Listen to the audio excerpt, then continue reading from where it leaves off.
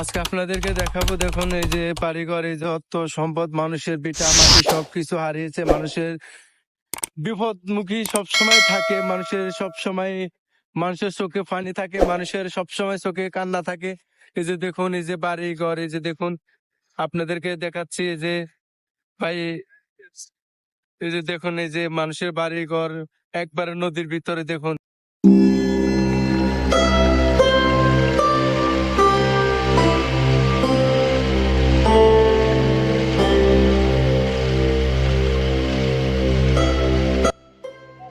সালাম আলাইকুম। সবাই কেমন আছেন? আশা করি ভালো আছেন। এটা হয়েছে মেঘনা নদী। এই দেখুন, ধীরে ধীরে জোয়ার বাড়ছে, ধীরে ধীরে জোয়ার আসছে। দেখুন, এই জোয়ার ধীরে আস্তে আস্তে হতে হতে এই পুরো এলাকা